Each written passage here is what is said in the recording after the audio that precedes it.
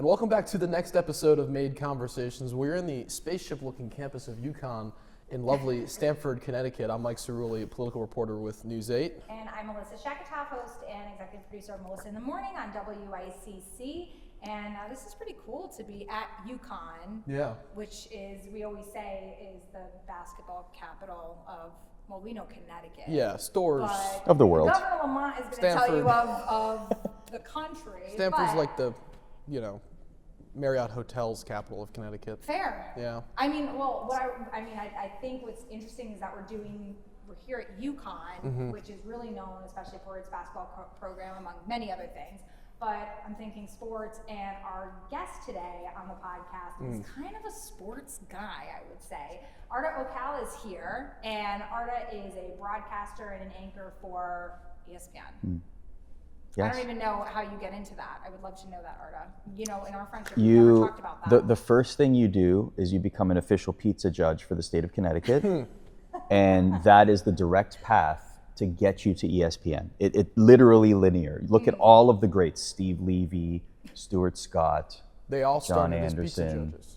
Linda Cohn, Hannah This is Storm. interesting. They all started as Connecticut pizza judges en route to being a sports center anchor. I mean, or a morning show host. Right, that's not exactly how we got our careers, but I love your enthusiasm. That's Arda not how is- you got your start? No, I can't say. How did it you get your is. start? What were you Probably doing? hanging out with great people like you, Mike. Oh. That's probably how that worked. No, but seriously, nice. Arda, it is really impressive. Your resume is really impressive, and the fact that you work at, I think a place that many people are very familiar with, even if they're not into sports.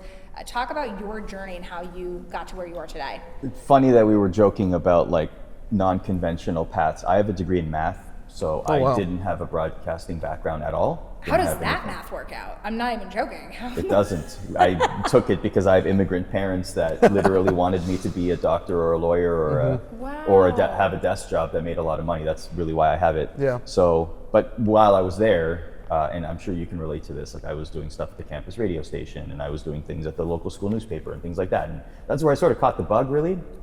And then after school, I had a desk job for several years, but I kept going to like the local public access channel. This was before, I'm a fossil, so I don't have any shame in saying that this was before YouTube. So there's, the little public access Wayne's World style channels, right? That we'd go to and learn everything we could. And that's sort of where I got to a point where I was maybe like 27 or so. And I said, maybe I should just give this a try. Like I saved enough to like scrape by, like not like live lavishly by any means, but I could pay rent and I could pay for food. And I'll give this a year, see if I can build higher than where I am, and luckily it's worked out. And where was that first job when you took the leap into media? Where was that first job? It's a place called Rogers TV. It was it still exists, very community channel. It has like the rights to like the Ontario Hockey League, like the very, very like junior hockey. So my first team was the Brampton Battalion back when it was there, before they moved to North Bay. So I had people like Matt Duchesne and Cody Hodgson when he was still in the NHL. Rogers is in Rogers? Yeah, exactly. Yes. Same name. Yeah. But they had community stations. Interesting. It was good. Honestly, like you can relate to this. Very, very good place to like do everything. They just throw you in the fire, right? They're just like, when you're at that level, you're just like, one day you're going to be reporting, another day you're going to be filling in hosts, another day you're producing. Like it's just wherever they have a need, they're just throwing you in.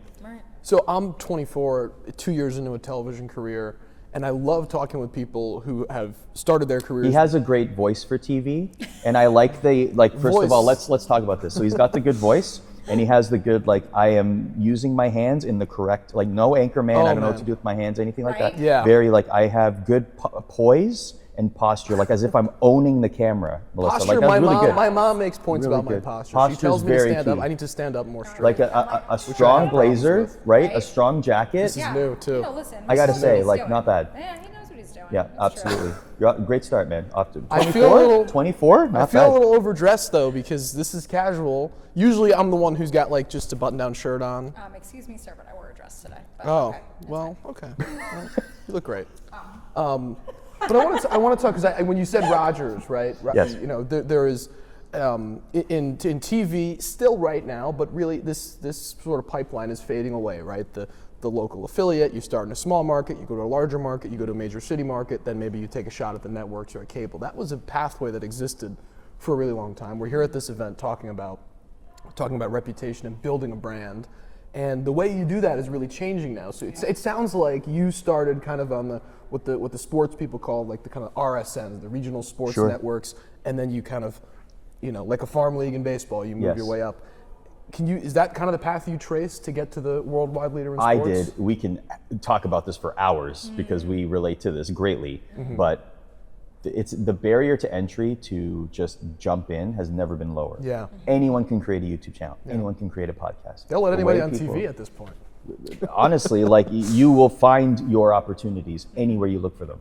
The way that people burn out, and I'm going to talk about this in my talk today, people just get fixated with views and they don't go viral fast enough, and they think that they just need to put up a video and it's going to get millions of views, and that's what they're chasing, and it doesn't come soon enough for them, so they get burnt out because they don't embrace the grind, or that's not something that they truly wanted in the first place.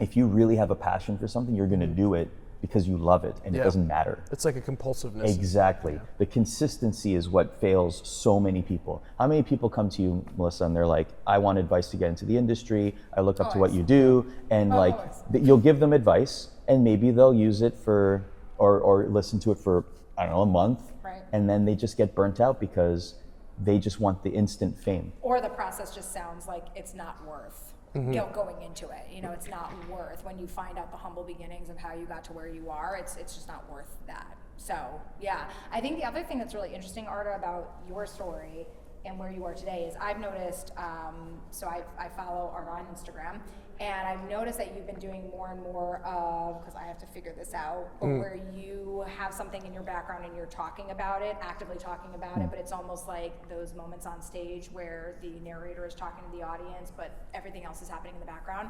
I've noticed you doing more of that. And how important is it that you don't just stay stuck with the way that you marketed yourself or branded yourself maybe 10, 15 years ago, but you're staying up with the times and what is current, even if you are on a major network like you are.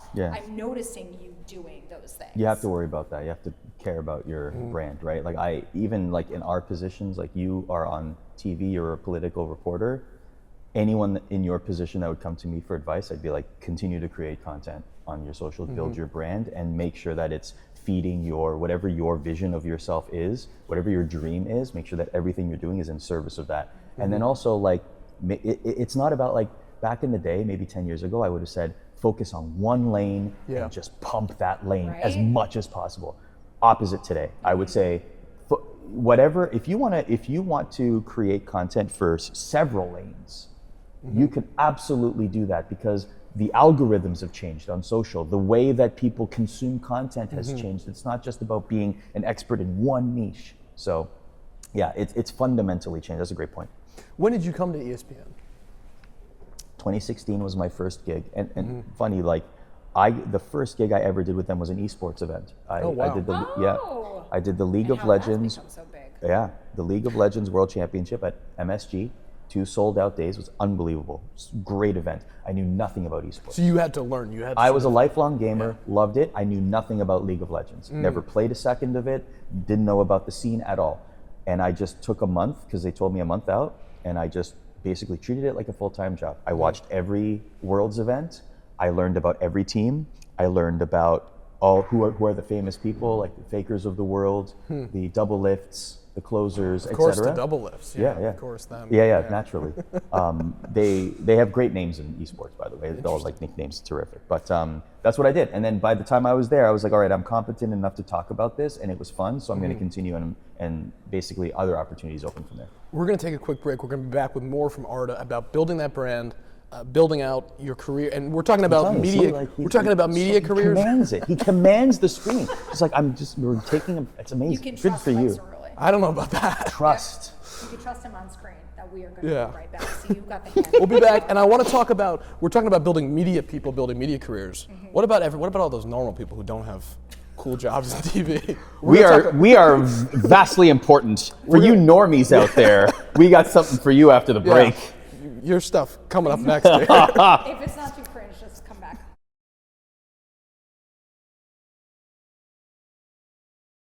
We're back with Made Conversations. Careful viewers will notice I've switched the leg I have crossed, which is very important. adds to a symmetry here. It does. We were talking before the break with Arda. Arda, you've had a very successful career in sports media. We were kind of talking about media people building their brands, people who work and professionally make content. We're at a conference today with a lot of folks who professionally do something else. They're accountants, they're lawyers, or whatever it is that other people do with their lives. And they might be interested in building a brand as well. They might be interested, they know that customer acquisition happens on these social platforms. I'm curious, when you're judging a pizza contest and a pizza shop says to you, we want to get on the social media, you know, what do you say to them? My loyalty's for sale, so bribery works. Okay. Free swag, free Yeah. 99 is my favorite price, Yes. as you know. So the more pizza, the better. You know, don't just be cheap and give me one slice. You know, maybe the whole pie will get the job done. So yeah, bribery with a capital B. The big thing is, we were talking about consistency earlier. Right. Number one thing, like by a mile. People just get burnt out after a month, 2 months, 4 months, 6 months of just 100 or 300 views, and they Right. just feel like nothing is ever going to work for them. But you do it enough, you learn things, you adjust, you create, and things will happen for you, or you collaborate with the right people, right? Like that's what I would say to the people in the room. Like just continue to create, because that's the absolute best way that you can get noticed. So Arda, you told a story before about your first event, or your first, coverage for ESPN was at an esports event, and you knew like nothing about it. I think that's super fascinating, and something that I think relates back to your question, Mike, which is the importance of not being afraid of a challenge, but putting everything into it if the end goal is like, so for you, the end goal was, I want to give great sports coverage of whatever the event is. And it's okay that you didn't know it all, but putting everything into it, so by the time you got to that event, it didn't seem like you didn't know anything about it. How important is that for people to be okay with the uncomfortable? I mean, something we've learned in some of these past conversations Mike and I have had on this podcast is that technology, for example, AI, for example, those are things that if you're a mom and pop shop and it's been working fine for 40 years, the idea of getting onto social media, or what is an influencer, or any of that just doesn't seem like it's necessary. But then when they see that they're getting passed up for bigger opportunities, or I'm not growing, or how do I survive in today's economy, those things probably play a role in that. So how important is it that you invest your time, your energy, even if it's something you're not maybe good at first, or you don't know a lot about? Yeah, that's a terrific point. Crucially important. And you have to say yes to, the advice I used to give and still give, say yes to everything, especially early in your career. Say yes to everything. It doesn't even matter if you know nothing. I knew that my skills were transferable. Like if I told you, Melissa, hey, I would like for you to host an esports event a month from now, you'll know the mechanics of it. You'll know how to point guard the event, because you've done it for so long. But all it is just the knowledge, right? It's the opposite for the main event. Right. The people are experts in their field. You were talking about accountants and real estate agents and restaurant owners. They are experts in that field. Right. All they need to learn are the nuts and bolts and the mechanics of creating content, right? They already have the institutional knowledge, which is 80% of the battle, right? So either you have the knowledge in one bucket or the other. You always attack a challenge headfirst, without a shadow of a doubt. Are there people in the media space, or even in the corporate or business space, who are making content outside of your realm of sports that you admire and look at and say, I want to emulate that? Because I know for me in politics, I look at a lot of the sports guys. Like I look at what Pablo Torre is doing right now, and I go, that's a really interesting way to make sports relevant and connected to other topics. How can I do that for the subject matter that I cover? Is there examples of that for you? I mean, Melissa, I live on her timeline. Yeah. It's I'm just, just gonna it's clock out of this embarrassing. conversation. It's embarrassing, quite frankly. I love inspirational, so I get a lot of those, inspirational quotes on Instagram. I get a lot of that, like the Mel Robbins types quotes, to let them, that kind of thing. Also, I like creators that are just very genuine. Like Kickball Dad's a good example. Like he's just extremely genuine and true to himself, and he found virality in his 60s. Yeah. Right. Like he had a career as a editor for a trade publication, and he just recently retired, and he started doing videos literally as a way to bond with his daughter. Yeah. And now he's a viral sensation. It's like, what an unbelievable There's story. so Stuff many like stories that. of that, Exactly. right? Of maybe middle-aged or older people who People just, they just gravitate. they find a way to do that. And it's cooking or hiking outdoors or something like that. Like we work with a lot of great influencers, and like their videos look nice and they're well lit and nice transitions and edits, etc. But like all of them say you don't have to start with that at all. Right. Literally, our phones are camera quality at this point. You have an iPhone. I just got the iPhone 17. Like that's a camera quality phone in 4K. And most places you don't even need 4K, right? So like, nice it's Apple plug. great. Yeah, I'm not even being sponsored. That's good point. Good point. I should go talk to do it their. for free. Yeah, I got a new absolutely. smartphone. That's a rookie mistake I just got a made new there. He says a smartphone. I got a Yeah. new smartphone. We A say you got a Smart- smartphone. I upgraded my And I can't be a smartphone. villain in a movie, right? Yeah. Because I have an Don't iPhone. drop the so- brand Right. before you get the check. That's right. Turn that coffee cup around. Yeah, like that's why I'm holding it like this, Yeah. so that it's like a nondescript Never cup I think of that coffee. you've been handling very Never for free. Exactly. That's No, because you're we've been absolutely burned too right. many times, name dropping, and then it amounts to nothing. Yeah. So, but I think another thing too, Arda, when I listen to you guys talk about this, is being authentic. So there's such a nervousness, I think, sometimes as a business owner, if you're looking at other places that maybe have figured out the nuts and bolts, as you mentioned before. But I think knowing, like you said, your brand and what you're good at and what makes people want to keep coming back to your business or reusing you.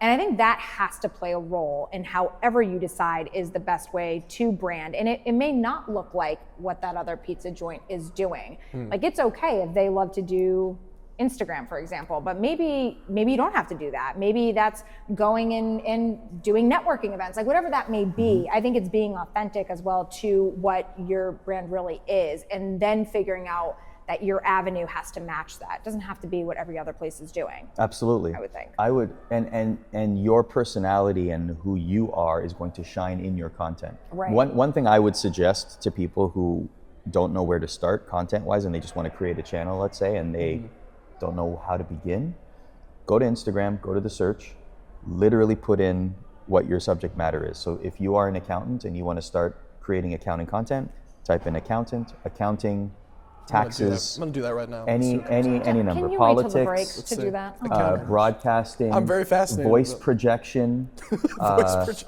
type that in, see what excellent happens there. blazers. Actually, this might be really great for the podcast. We're just so for liter- those of you who aren't you're- watching, Mike is There's certainly some great typing this accounting in. content on here. So what my point is, you No, go to don't the look up explore accounting. page. Look up something like No, that but you there's do, accountants reporting here. or something. But that's my point.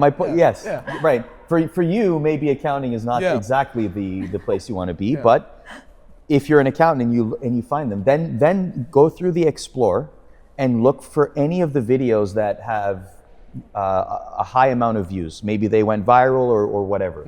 And then just look at if you notice any patterns among those videos. Are they using trending audio? If that's something you want to do, cool. If you don't, ignore it completely. Are they being informational? Are they being entertaining? Are they being engaging? Are they being funny? What are they doing? What are the common themes you're seeing among all the videos in your lane that are successful? Do that 100 times, and that's going to give you a great roadmap, or at least spark a couple of ideas in your head to get started. And consistency. Post 3 videos a week. Even start with 1 video a week and just build from there. I want to ask both of you, as you do social content, I think there's a fear among some people to get started because they see themselves in the selfie camera and they just get a little nervous.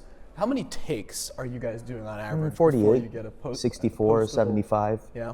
I think that's part of my brand is that when I turn the microphone on at work, I can't edit it. It's a live show. Right. So I usually don't. I usually will, like, if it's awful, it's just like, I'm not feeling it, or I'm going to post it even if I sound, because it's about being authentic, Mike. Well, he just said he did 75 takes. Yes. Well, he's on ESPN. Yeah, and okay, that's okay. Listen, but we're different, and so we're beautifully you- different. If we were a tag team, which I hope we will be one day, you will be the ad lib, off the cuff, and I will literally have a teleprompter app on my phone reading response. That was very funny, Melissa. You are truly humorous. That's a good, yeah. And that's I mean, and then I look forward to Melissa that. will vamp for 30 seconds. Vamp, great word. Great vamp. word. She's a vamper. Okay, well, I'm also going to take a break because this is this is overwhelming. I look forward to it. Maybe in the break, maybe Arda's already out of the deal already. All right, we're going to be right back. Be right back, guys.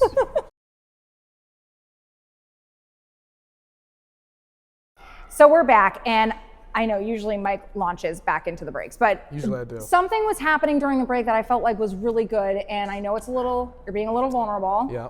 But I think this is good, Mike. So Mike Cerulli, as you know, works in television, right? And so most people are going to say, you publicly speak, you're in front of a camera, you talk to however many people at a clip, Yeah. but you aren't comfortable doing that on social media. Yeah, it's definitely.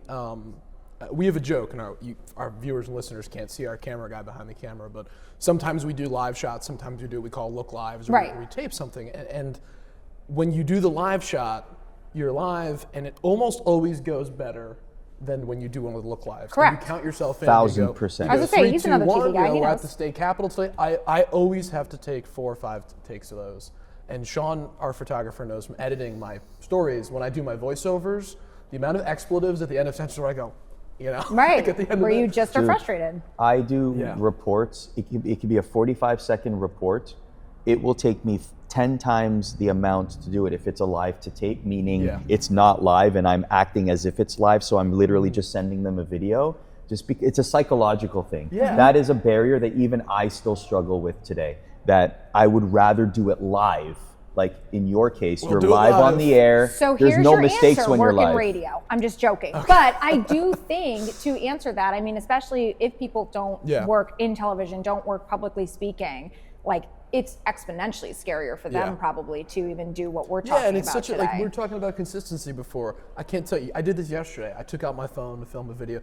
I had a little piece of information about something happened at the state capitol, and I did like 10 takes of it, and I was like, this isn't good. And I ended up not posting it. So Bummer. See, I think that's a bummer, absolutely Mike, should because I would have post loved it. that. Here's one solution for anyone who's watching this and is very discouraged if we're struggling, which we certainly do, to do like a whole 1-minute thing off the top of your head. Here's one solution.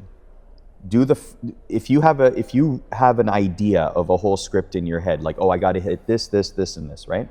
Read the first sentence to the camera. Hey, I'm here at this pizza place and I'm going to try some pizza.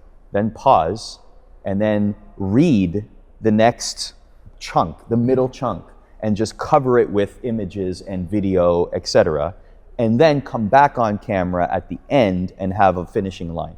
If you need to do that for a little while just to get yourself comfortable with the idea, then at least your face is visible at the beginning of the video and the end of the video, but the middle of the video can all be footage of pizza and footage of the restaurant and just videos and whatever. Like that's what I've started to do, honestly, especially early on, because I was like you, I was taking Yeah. I so also many think takes. it's your brand, though. It comes back to what you were talking about before, Arda. So, so Mike, and his head better not get big on that. I know, I'm touching your foot because I want you to know how much I care. So what I appreciate about Mike Cerulli, and I've worked with a lot of political reporters, is that you are willing to go there, you have your facts, and you're sharp. And you always have an inside scoop, even when I feel like I don't know that, how John you Craven. do. I'm just saying, and I used to work with John Craven as well, News 12. Yes, I did. He's very good too. But what I like about you is that you're if I have any question about politics, you're the first person that comes to mind. So on your social media, even if you whatever, I'm still going to take your word over if I just saw somebody post a perfectly edited video. And I think, again, it's because your brand is that you're reliable, you have your facts, and you get the inside scoop. So even if you don't sound great, the content is still you. You know what I mean? Yeah, I hear that. I feel like that's You're building trust through the information. right. It makes me want to keep relying on the fact that it's like, hey, I just came out of the Capitol, this just happened, and I need to tell you this information because I care that you have the information, even if you're not perfect.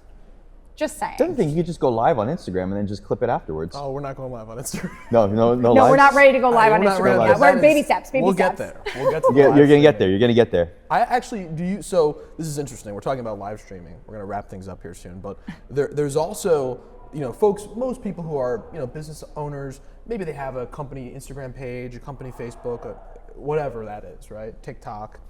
There are these kind of newer platforms, not literally newer, but newer to the public consciousness, Twitch and Reddit. And again, these are not new platforms, but they are coming into the mainstream in terms of adoption and use. How do you think about adopting completely new mediums of reaching, in your case, viewers, and in the case of the folks at this conference, customers? Yeah, I would investigate and see if my audience is on those, like Twitch, for example, predominantly a gaming audience, predominantly a live streaming audience. If you have people an opportunity to grow there, certainly would take those opportunities. I think I also pay attention to new features. So when Instagram or when YouTube launched Shorts, for example, they were prioritizing Shorts. So it was in your best interest as a content creator to pump out as many Shorts as possible. So always be on the lookout for any new features that any social media platform is releasing, because they are going to prioritize it because they want it to succeed. So if you are feeding into it, then your profile could very well be amplified as a result. Oh, and you said something interesting too, which is know your audience. So I mean, think about what we've been doing all year is this made podcast. And and what's really interesting, Mike, is you had no script and nothing, but you've been able to talk on the microphone. And I was late. Well, and you were late. I mean, I wasn't even going to go there, but you did go there. But my point being is that we're trying to reach young professionals, right? And so this is the realm that young professionals are really into podcasting. And so I think it's also finding who your audience is and knowing how you're going to connect to them best, and then trying it. And maybe it's not social media. Maybe it's podcasting. Maybe it's not that. Maybe it could be a variety of different things. But interestingly enough, that you're able to just crack the mic and do a podcast. We just got the 2-minute warning from our producer, Juliana.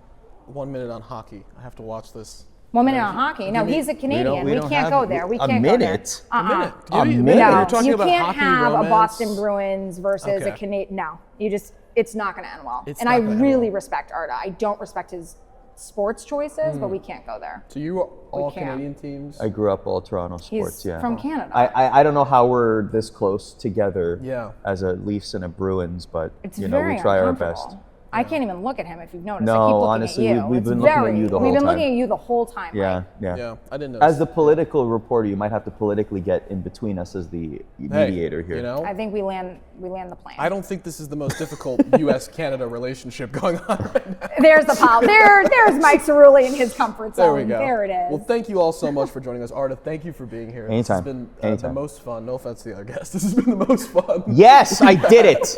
Take that, other guests. Yes, the I'm CEO. number one. Number one. Unfortunately, I did it. Hartford Healthcare CEO Jeff Flax. I'm adding a line to my You're a close LinkedIn. second, Jeff. official pizza judge, state of Connecticut. I do adore you. Melissa and I. Number 2, best guest on this podcast. I did it. You did this, you know. You literally did. All right? Now he's going to just... In the pantheon of guests, So- I'm number 1. Yes. I did it. Number one. Number one. Arda, I adore you. Good luck with fixing all the other people you made connections to on this podcast, because you all just, good. It's all burned good. that bridge. Thank you so much for joining us. Follow along on the LinkedIn page. Be on the lookout for more made events. Apologies if the audio is not coming well. What is it? Arda is celebrating. Connecticut-made? Connecticut-made.com. Be there. We're about to go have a fun day. Are you taking I my did it. Thank you so much for being with us. Oh, thank you. Yeah.